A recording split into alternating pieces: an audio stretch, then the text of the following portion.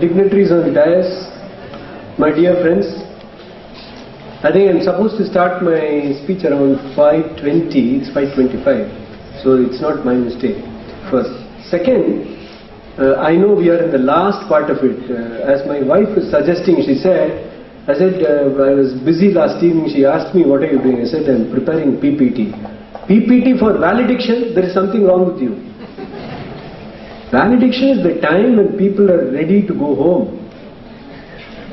I said, I'm here not to stop them from going home, but I'm going there to drive home something. That is what I'm talking about.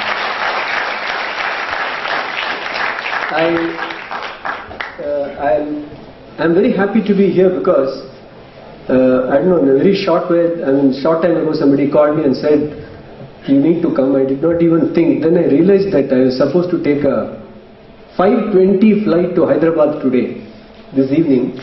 Then I said no, so I cancelled. I'm going tomorrow morning. So I requested Lavanya, I need to be back home at least by 9 o'clock or 10 o'clock back in Chennai.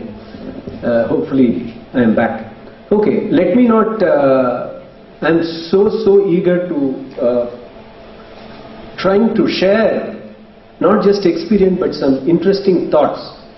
I know you're all tired, but I'm sure you won't be tired after next 20 minutes. I'll try to restrict myself to 20 minutes. So I've called my whatever presentation as de-risking in turbulent times, or it could also be called as now of managing yourself. How you need to manage yourself now in the wake of de-risking during turbulent times. If you are dependent or worried on the market fluctuations, the problem is with you and not with the market. Many guys are worried, am I going to get a job in the market? Why? The market is doing badly. Correct. But why should you bother if you are doing good? A capable person never worries about the market. Market is keen to take him or her in.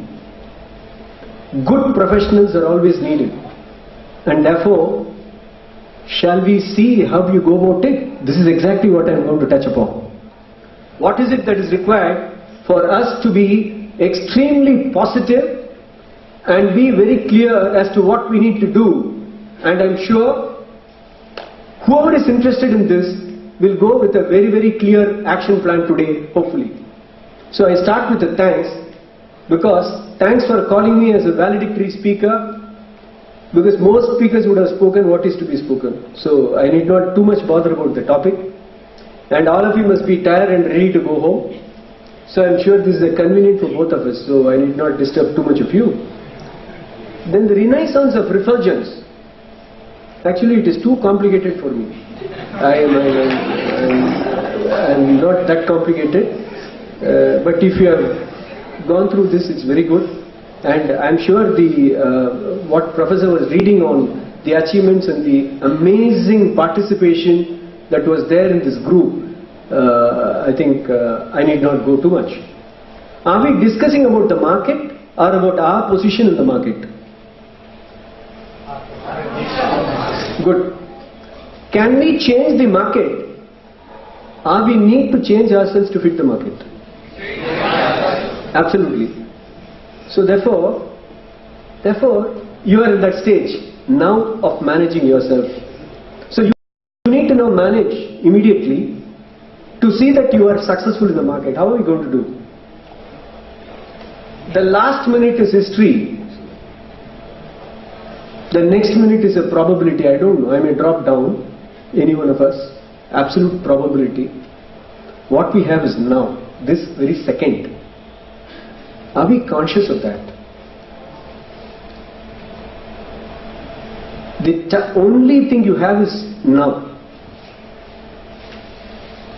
And anything you want to achieve has to happen now. It has to happen now. We understand, we realize, but we stop there. It's not changed into action. Let's see. If you can manage this minute, that is the now, then your future can be changed. But what we feel, We are absolutely masters in procrastination. Everything will be done tomorrow. It is so well accepted that even universities give examination, what? Study leave. Don't study 3.5 months, don't study. Last 1 month leave, study. No problem. What is there? It's not to be laughed. I think we should cry. Because the day you are born, expiry date is fixed. You are completely only taking away from there. And then you postpone, tomorrow morning I'll do this, day after I'll do this. I will see that from today I study. And today comes every day. Okay. Sorry, and then to what extent is our education preparing us for now? How is it preparing now for the future? We are a resultant of history. Today I am here, attired this way, you are attired this way because you planned for it and did something in the previous time slot. That is why you are here now. So you are a resultant of history.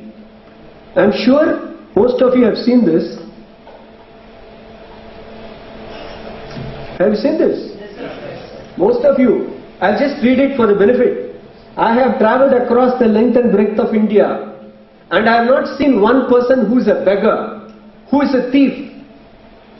Such wealth I have seen in this country, such high moral values, people of such caliber, that I do not think we would ever conquer this country unless we break the very backbone of this nation. What is it?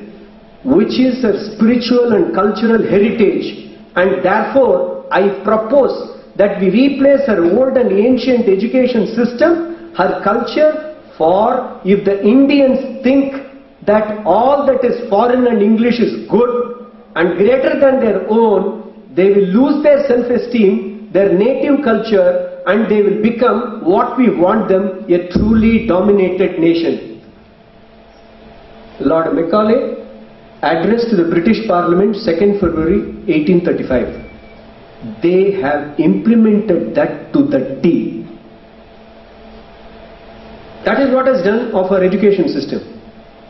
So, I think high time we realized it. I am not saying I am able to communicate with you in the good language, you take the good things. In the West, the time is extremely important. People go by time. We don't take that. We don't want all that. Every average Westerner is very, very systematic in their approach.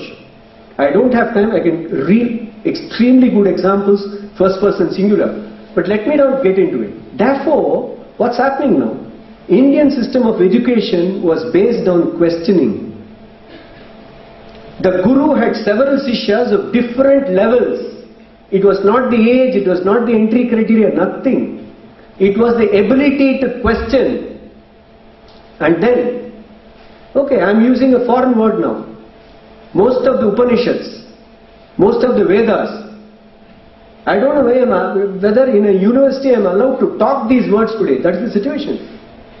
It is ridiculous. So, these are all our ancient treasures. I'll tell you why. I'm going to give just one example and prove. Exactly, many here may not know what are Upanishads, what are Vedas, what are Agamas. They are the knowledge base, are all our intelligence and wisdom. Don't think I am here, coming here and saying, hey, something 5,000-year-old is good. No. But I cannot say something is not good if I am not exposed. I ask my students always, please raise your hands, how many of you like Bhagavad Gita? So few of them here. Then I ask the others, why you don't like Bhagavad Gita? Sir, boring sir. I said, you have not read, how do you know it is boring? If you have not even read, how do you know it is boring? So that is the point. Where is the scientific approach? Okay. This is extremely important. All of you know, all of you have read something on data. You have data, processed data is information, information analyzed and interpreted becomes knowledge, and the next level is wisdom. The best of the most intelligent of the institutions are still around information and knowledge. They have not gone to wisdom.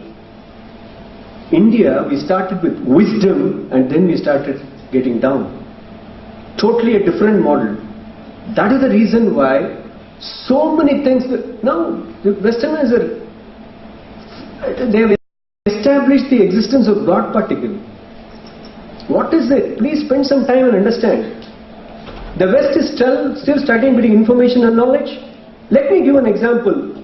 Decision theory. All of you must have studied decision theory. What is the, I want to take a decision. What do you need? I explain what is the situation. What is the objective of that situation where I am taking a decision.